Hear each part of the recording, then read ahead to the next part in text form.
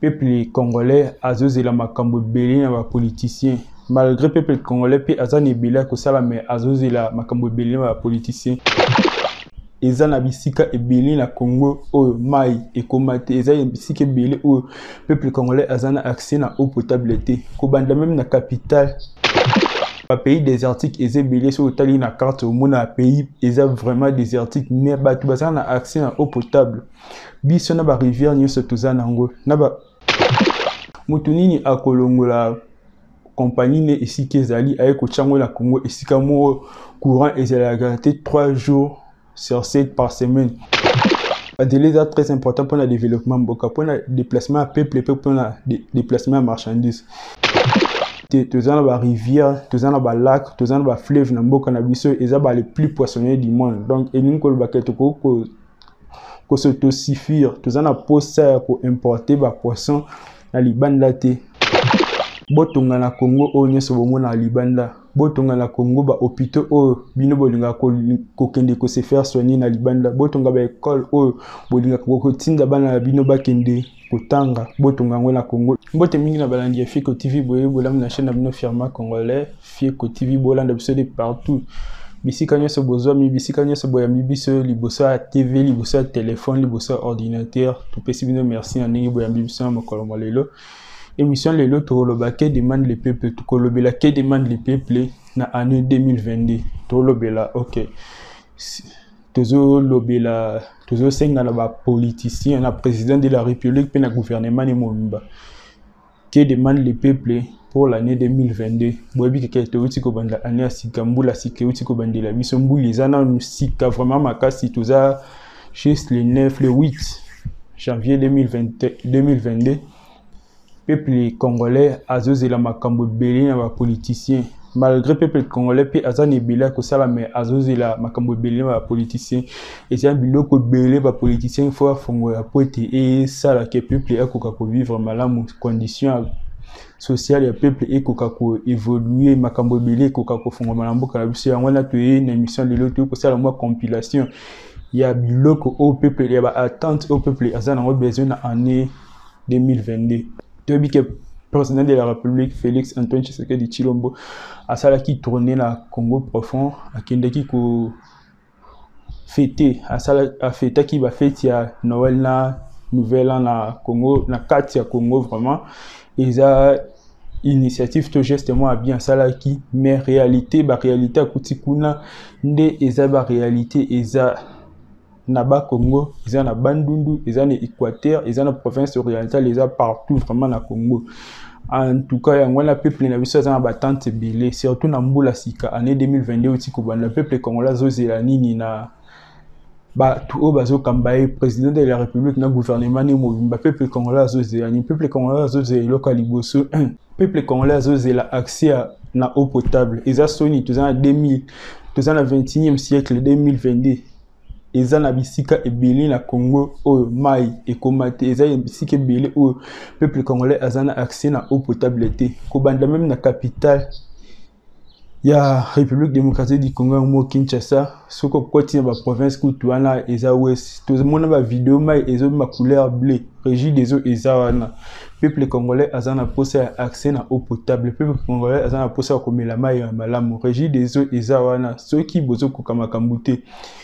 Il faut que le même quota la moyen que privatiser en repos et ça ba année na ba année autour ya likambo mai butu moi mai et la te bisika musu mai makala butu bisika musu ba mona mai était pendant une semaine bisika musu eau potable coûte ça te yangwana peuple congolais azozela ba attente au peuple congolais azozela bobongisa mai bo pese mai eau potable ekota bisika nyonso na RDC peuple congolais amela mai malonga eza ba pays désertique et donc il faut essa la biso soni pe somme eza ba pays mususu eza désertique 100% désert mais batu ba souffraka kozanga mai te nde biso ya RDC to souffre kozanga mai ba pays désertique eza belé so tali na carte au mona pays eza vraiment désertique mais batu bazana accès à eau potable biso na ba rivière nyonso tozana ngo na ba rivière nyonso eza na mboka na biso na ba fleuve nyonso toza nango eza normal ata moke te peuple congolais akoka kozanga mai akoka kozanga eau potable. Régie des eaux talela biso likambo wana, président de la république talela biso likambo wana, tia bato oyo bakoservir peuple na eau potable na année au 2022 na année au 2022 nde tobandi janvier ntango toosilisa yango peuple congolais azala servi vraiment na eau potable ekosala vraiment bien na bana Congo bisika nyonso bazwami. Eloko mibale électricité totalaka na angle ya consommation ya biso ba population totala ngo pe na angle mosusu lelo nani totala eloko électricité na angle mosusu lelo mutu nini ok tolela chaque jour investisseur faut ba mutu nini akolongola compagnie ne esika ezali aye kochango na Congo esika mo courant ezalaka te 3 jours sur 7 par semaine esika moko ahabité air nini courant kende air nini courant zonga mutu nini vraiment akondima azwa risque bongo aye afongoli compagnie etant mosusu elambaka bapine etant mosusu esala ba compagnie belé ya minene oyo tozala na posa baya koinvestir na mboka na biso ekonsomaka bacourant ebele. Alors mutu nini akoya kofongola compagnie ya mboka na biso a dépendre 100% na groupe électrogène industriel, à dépenser na ba groupe électrogène industriel 3 jours par semaine pour na coproduire ba produit ya compagnie na bango nani o na akondima eloka bongo achambongo nene sika moko courant ezala te nani o akondima achambongo ni a investir afongo la compagnie sika moko a éviter so courant. Troisième eloko eza banzela eza proverbe yango chinois lo basoko lingimbo kano est prospérer il faut otonga banzela eza très important pour le développement mboka pour le déplacement à peuple pour le déplacement à marchandises.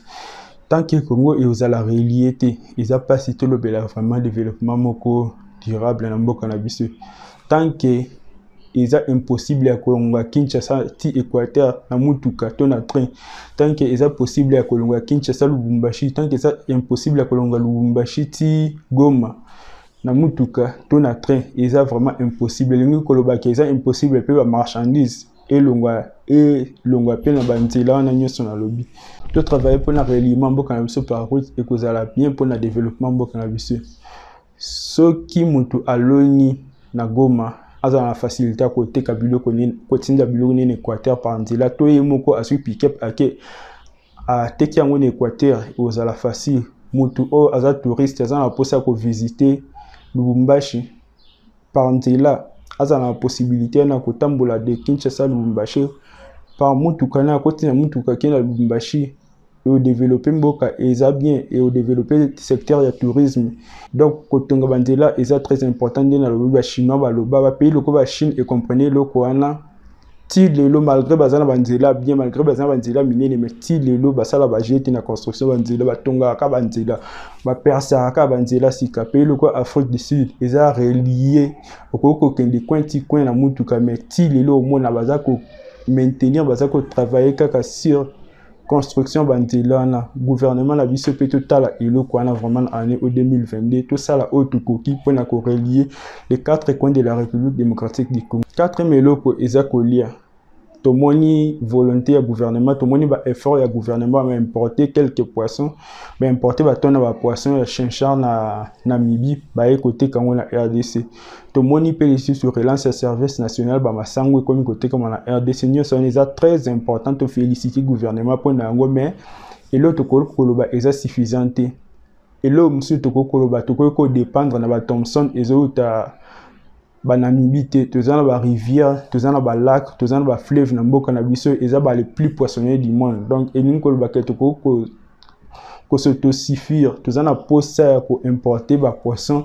na libanda te ceux qui te travaillent bien to ko bateau de pêche to tchena mboka na biso to wanda kolia mbisi outi mboka na biso na mbike difficultés ali na ndenge na lobby na transport ya kolongo yango bisika to ando pêcher pour na ko distribuer yango na la partie monsieur RDC na bi que difficulté ezali ekozala na conservation pour la manque ya énergie tout ça vraiment un problème à courant dans la partie presque nyonso mboka na biso ko conserver ba mbisi wana ekozala difficile mais avec effort avec stratégie ceux qui te travaillent ceux qui te tchemutu na biso na yango ekozala possible et ça difficile mais ça impossible il suffit qu'à tout travailler sur yango il suffit qu'à tout chaba plan en place pe to landa yango to komona et ko aboutir na résultat moko bien. Donc na mabele au Congo tout ça nango tout ça écoute tout banda ko lela makambo lia pamba te ba pays désertique Afrique du Sud les pays moko semi désertique mais balela ka ko lia tende biso to lela na Congo biso tout ça na ba mai partout tout ça na ba forêt tout ça na nyonso ekoki poete tout ça na ko lia paradis terrestre sol na biso eza fertile makasi. Mais toujours kufa ntala toujours kufa toujours ntala peuple na biso zo lela ntala bana na biso mal nourri. Eza malédiction, eza normalité, il faut total et le kwana gouvernement yaka na ba programme en place e ko tangisa bana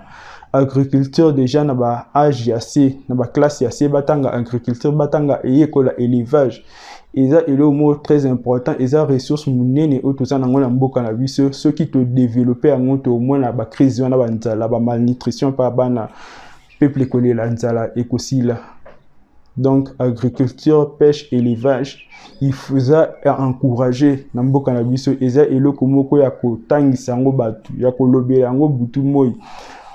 gouvernement yango mo pe eya na ba plan yango ndenge nini ekoko développer industrie ya pêche, élevage pe agriculture nyonso wana ekosala ke peuple na biso to tika kolobela makambo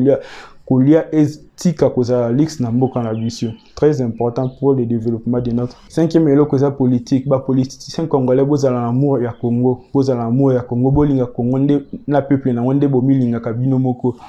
Botonga na Congo o nyeso bomona libanda, botonga na Congo ba hôpitaux o bino bolinga ko kende ko se faire soigner na libanda, botonga ba école o bolinga ko tinda bana bino bakende kotanga, botonga ngo na Congo libanda na Congo. Botonga ba école o bolinga kotinda bana bino bakende kotanga na libanda botonga ngo na Congo. Botonga ba nzela ndenge bomona kana libanda, botonga ba place ya vacances ndenge bisika bolinga kokende ko dépenser ba vacances na bino na libanda. Eza possible bo développer amour ya Congo, bo développer amour ya Congo, bolongola lokoso, bolongola moyibi, bolongola esprit de détournement. Bo servir peuple congolais et kozala bien pour na mboka na biso et osala ke mboka na biso kende liboso. Président de la République tala entourage na okoko kozala motema malamu ndenge nini, okoko kozala volonté ndenge nini, mais ceux qui osa entourer mabe yeba ke eza impossible o aboutir na ba résultat osa nango posa. Fongolela entourage no misu oyo akoki musala te na 3 ans au PCA merci. Zongisa kende kosala ndi makambo mosusu oyo ande kosala liboso o azana posa bunda cash nde tomoni quelques conseillers na yo très doué bakoko sala bakoko za ba cashier moko bien. Zongisa bango libérer bango bakesa na bango cash. Tala kana entourage no tala kana parti politique o outil tala bien ezana batu o bazana la volonté pona ko servir mboka. Ezana batu o bakosala mieux que ba oyo au moins que barako ka kosala musala na bango bien te. En tout cas vraiment fongola misu côté wana servir peuple congolais, servir Congo. Zwana entourage no batu o bazana amour, batu o bazana posa au servir peuple congolais, batu o bazana posa au servir Congo. Ba o au moins que bakoki te remercier ba on ndenge malamu 3 ans BD déjà bazaki pembeni na yo. Ozana misu ya kotala nani o azo servir nani azo servir bien te. Tala vraiment na entourage na yo. Nde bato azo biso butu moi tala na entourage na tala entourage no yondo za na mot à dire tala na entourage no ya malamu obombi ya mabe olongoli eza nango lisumu te kokamba mboka eza ne moté na kokamba église mboka wana eza na posa bato o bazana volonté bato o bazana posa ya kosala mboka wana eza na posa ba figurante mboka wana eza na posa bato désordre te mboka wana eza na posa bato bilobela te bilobalo bate mboka wana eza na posa bato lokuta te mboka na eza na posa ba bosser Congo eza na posa ba bosser na domaine nyonso bato o ba ko servir peuple congolais bato o ba ko cha expertise na bango en place pour na ko servir nation na